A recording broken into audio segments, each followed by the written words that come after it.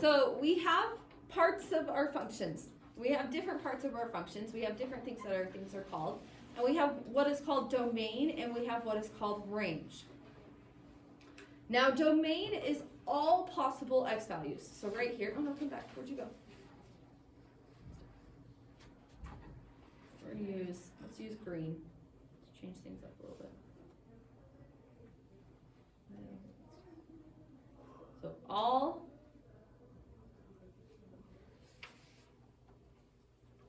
possible x values.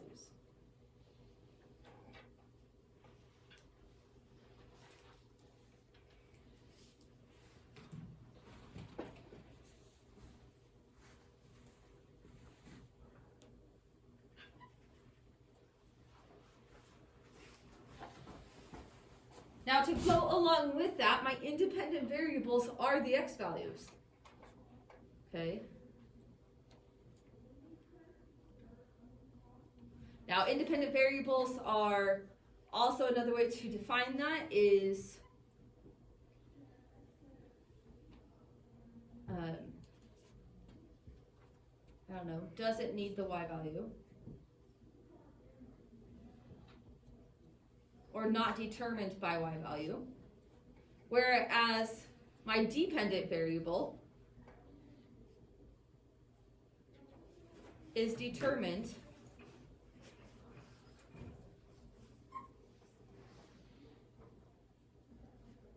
by independent variable. So in order to get the dependent variable, I need to know what the independent variable is. And we'll talk about that in a second. You'll be able to understand a little bit better. My range then is all possible y values. Okay. One way to help you remember that is we have this little saying. It's called Dixie and Royd. Okay, so if you can't remember what domain is or what range is or which one's independent and which one's dependent, you can remember Dixie and Royd. Okay, the D right here stands for domain. Okay, domain is your input values. It's what you input into the function. It's my x values. These are all the x values. And independent variable. How do you spell independent? Independent.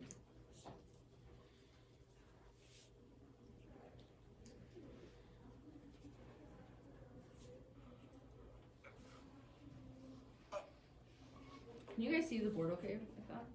Yeah, fine. Whereas Royd is your range.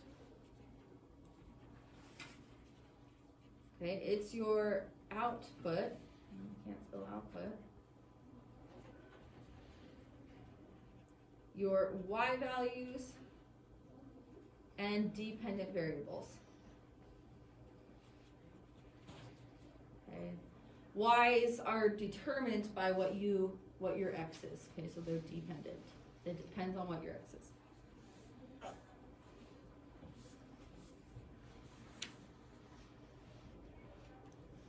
It says find the domain and range of the relation. Now to find your domain and range, well, my domain is all your possible x values. So I'm just going to look at what my x values are. So in this case, my function is a set of points. So all I have to do is look at my x values and write them down. Now you don't have to make this little face bracket. I just do. If you don't, I'm not going to mark you wrong. So -2, -1, 0, 1, and 2. Because those are all my x values.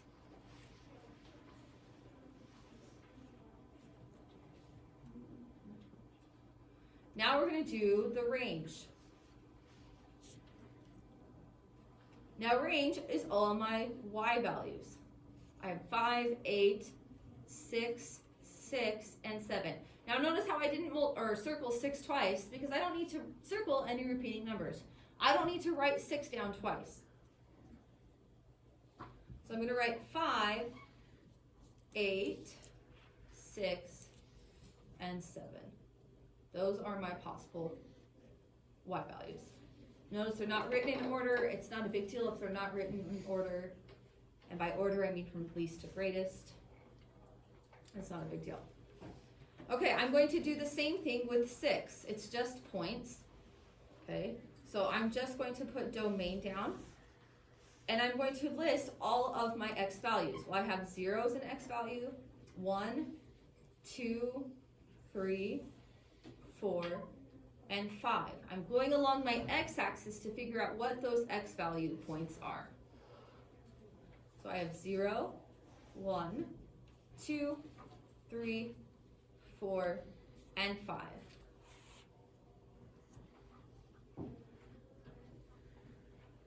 Now I'm going to do the same thing with range. Okay, here is my y values and my y values. So then all I have to write down for range is 3 and 4.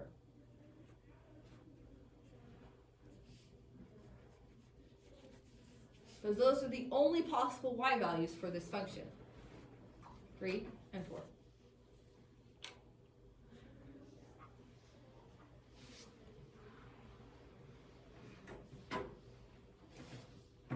Okay, 7's a little bit different because I have a continuous line right here, right? I don't just have points. I have several points from here to here. So when we're talking about our domain, okay, I'm going to go along my x-axis. This is my lowest x value.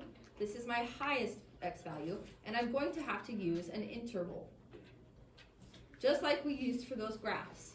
Okay, this is a closed circle, so for my domain, I start at -2 and I go all the way to 3, because that's where it ends.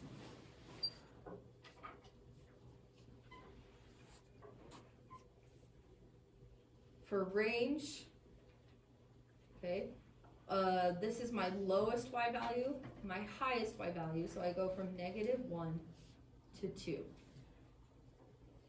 Now, these are not points. Remember, intervals are not points. It's just telling you that all my possible x values are between -2 and 3, and all my possible y values are between -1 and 2.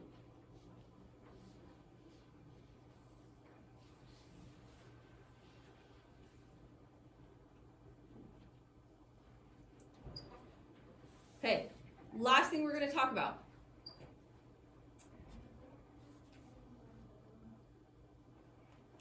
Okay, is independent and dependent variables. Now, I'm only ever going to ask you to identify those when it comes to a problem that's being applied. So if I look right here, we said the function t equals 19m plus 65 represents the temperature of an oven after preheating for m minutes. Okay, identify the independent and dependent variables. This right here is always, this m right here, whatever is next to right here is always your independent variable. Because t, it says, well, in order to find t, I have to know what m is. What does t represent? In this problem, what does t represent? Jasper? Temperature. So temperature is my dependent variable. Now, I don't want you to just put t, I want you to tell me what t represents. I want you guys to understand in this problem, what does t mean? It's not going to be the same in every problem, so I want you to understand what they mean. Okay, and once you, because if you can do this, tell me what it means, then you can probably explain it a little bit better. Now, my independent variable then is m, and what does m represent? Minutes. Minutes. So m is minutes.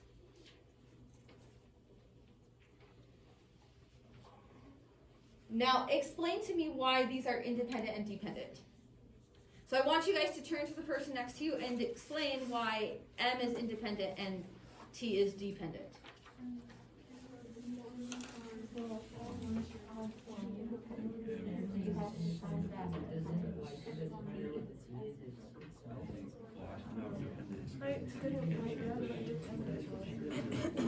Can you tell me what?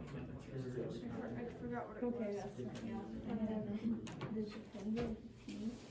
No, like the definition.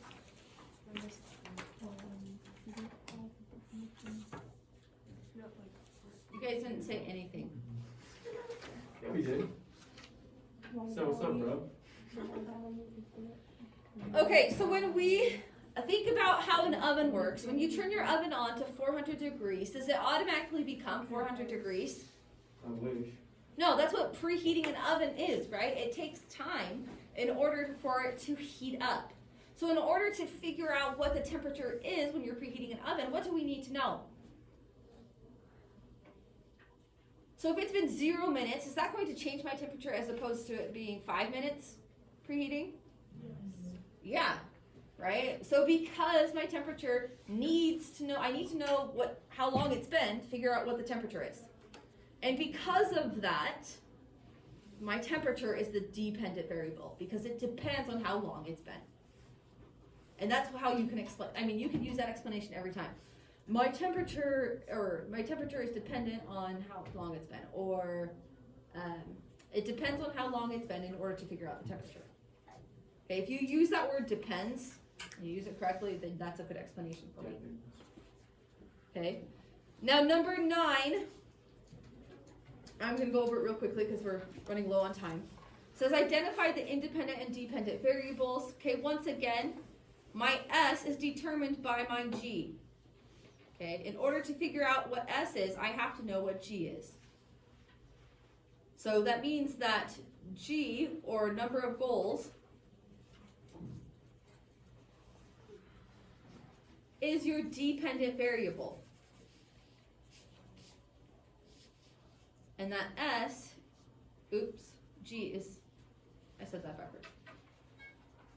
This is independent. I could have just wrote the IN in front of it, but I'm not that smart. Okay, independent. And S, which is your score, depends on your number of goals, so it's the dependent variable.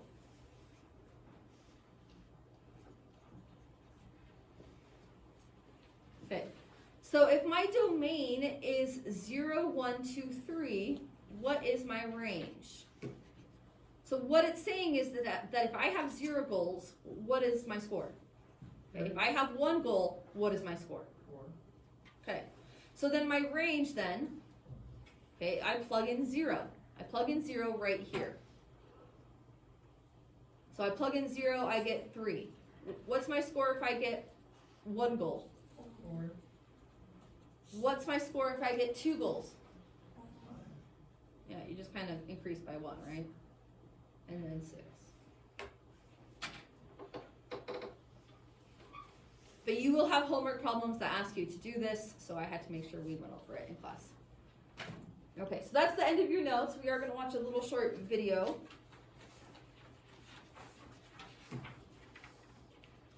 Don't forget you have homework on big ideas, so maybe at the top of these 3.1 notes you should put homework on big ideas. Right here. Homework. Big ideas.